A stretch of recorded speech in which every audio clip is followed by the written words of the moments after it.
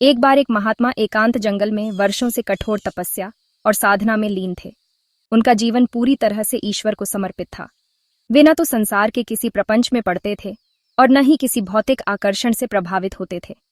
उस दिन जब उनका ध्यान टूटा और आंखें खुली तो उन्होंने अपने सामने 4 अत्यंत सुंदर, शांत और तेजस्वी युवतियों को खड़ा पाया।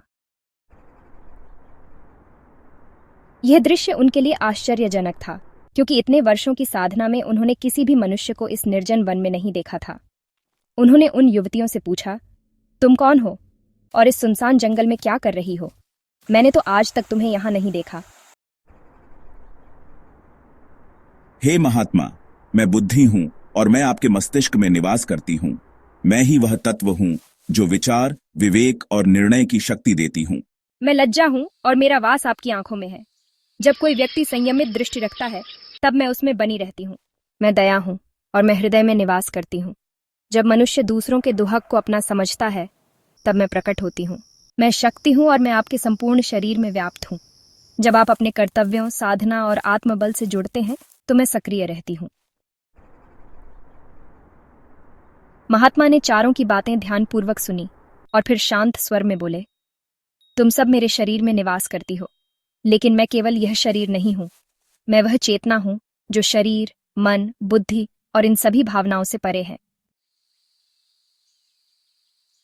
इतना कहकर वे फिर अपनी ध्यानमग्न अवस्था में लौट गए। कुछ समय बाद जब उनकी आंखें पुनः खुलीं, तो इस बार उन्होंने देखा कि सामने 4 नवयुवक खड़े हैं, जिनकी उपस्थिति में एक विचित्र असहजता थी।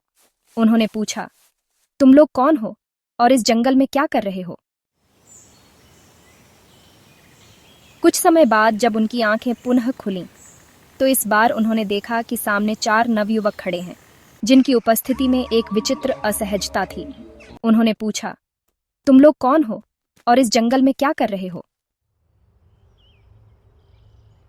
हे महात्मा, मैं क्रोध हूँ और जब मैं मस्तिष्क में आता हूँ तो वहां से बुद्धि चली जाती है। मेरी उपस्थिति में विवेक शून्य हो जाता है और मनुष्य गलत निर्णय लेता है। मैं काम हूँ और मैं आंखों में वास करता हूँ। जब मैं प्रकट होता हूँ तो लज्जा भाग जाती है और आंखों की दृष्टि वासनामय हो जाती है। मैं लोभ हूँ और हृदय में बसता हूँ। जब मैं आता हूँ तो वहां से दया का स्थान समाप्त हो जाता है और मनुष्य केवल अपने स्वार्थ के बारे में सोचता हूँ। मैं मोह हूँ और मैं पूरे शरीर को अपने वश में कर लेता हूँ। जब मैं आता हूँ तो शक्ति दुर्बल हो जाती है और व्यक्ति भ्रम, आसक्ति और आलस्य में डूब जाता है।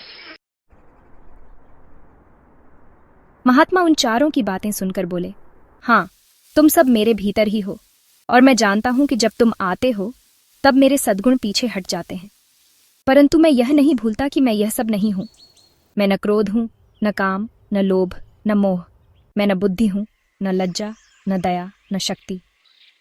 मैं इन सब से ऊपर वह आत्मा हूं जो शाश्वत है, अडोल है और ईश्वर से जुड़ी हुई है। इतना कहकर उन्होंने पुनः अपनी साधना में प्रवेश कर लिया। यह अनुभव साधना की उस अवस्था का प्रतीक है जब एक साधक की अंतरात्मा इतनी शुद्ध हो जाती है कि उसमें समस्त भाव, अच्छे और बुरे, स्पष्ट रूप से प्रकट हो जाते हैं। वह देख पाता है कि उसके भीतर क्या निवास करता है, कौन से भाव कब हावी होते हैं और कैसे वे उसे प्रभु से दूर या पास ले जाते हैं। लेकिन जब साधक निरंतर साधना में स्थित रहता है और गुरु के मार्गदर्शन में चलता है, तब एक समय ऐसा आता है जब बुद्धि स्थिर हो जाती है, लज्जा की रक्षा होती है, दया का विस्तार होता है और शक्ति जागृत रहती है। साथ ही क्रोध, काम, लोभ, मोह जैसे दोष उससे दूर हो जाते हैं। तब साधक को यह बोध होता है कि मैं यह शरीर नहीं, न ही मन या भावना हूं, मैं आत्मा हूं, उस प्रभु का अंश। यह अनुभव साधना की उस अवस्था का प्रतीक है जब एक साधक की अंतरात्मा इतनी शुद्ध हो जाती है कि उसमें समस्त भाव, अच्छे और बुरे, स्पष्ट रूप से प्रकट हो जाते हैं। वह देख पाता है कि उसके भीतर क्या निवास करता है, कौन से भाव कब हावी होते हैं और कैसे वे उसे प्रभु से दूर या पास ले जाते हैं।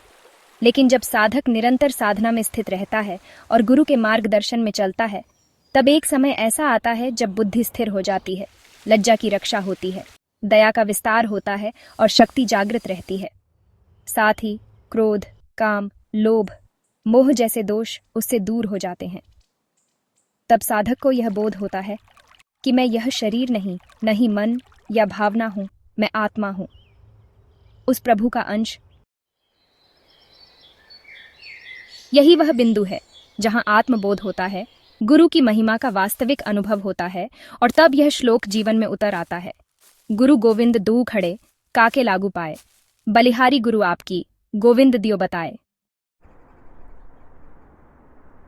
क्योंकि गुरु ही वह दर्पण है जो हमें हमारे भीतर का दर्शन कराता है और परमात्मा से मिलने की राह दिखाता है।